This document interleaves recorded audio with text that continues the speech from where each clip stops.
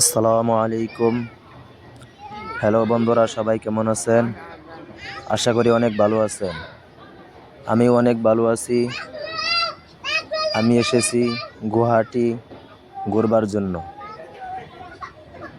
আমার সাথে আমার দুই বন্ধু আছে। আপনারা আমার সঙ্গে থাকেন। আমি আপনাদেরকে অনেক ভালো ভালো বস্তু দেখাবার জন্য চেষ্টা করব।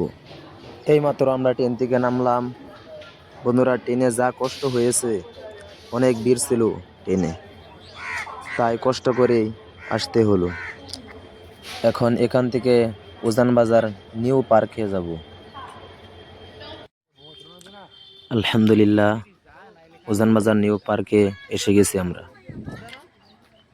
বাইরে কিছু খেয়ে টেয়ে এসেছি যে অনেক সময় ঘুরতে পারি।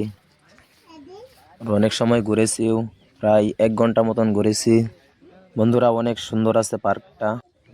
আপনারা নিজেই দেখে নেন কি সুন্দর পার্কটা। ঘুরে অনেক ভালো লাগলো। আপনারাও যদি আসতে পারেন। আরেকটা কথা, এই পার্কে ঢোকার জন্য কোনো টিকিট লাগে না। কোনো দিন যদি টাইম মিলে, তাহলে অবশ্যই পার্কে ঘুরবার জন্য আসবি।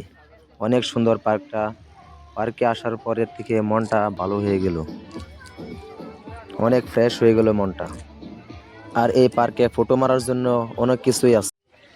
আমি আর আমার বন্ধুরা মিলে অনেক ফুর্তি করলাম, মজা করলাম। তারপরে কিছু খেয়ে ব্রহ্মপুত্র নদীতে এসে গেলাম।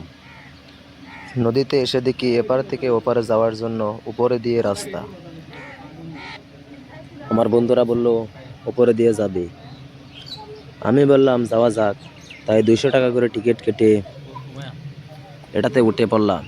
এই বস্তুটার নাম কি আমি নিজে জানি না। আপনারা যদি জানেন কমেন্টে বলে যাবেন। উপরে ওঠার পরে এটা চালু হয়ে গেল, আর আমরা ওই পারে যাওয়া আরম্ভ করলাম। কি বলবো বন্ধুরা, এটাতে যে এত ভালো লাগবে আগে জানতাম না। এটাতে অনেক ভালো লাগলো। তাই কিছু সময় ঘোরাঘুরি করে ওপার থেকে এপারে এসে বাড়ি এসে গেলাম। আজ পর্যন্ত এখানেই শেষ হলো আজকের ব্লগ। আসসালামু আলাইকুম, খুদা হাফিজ।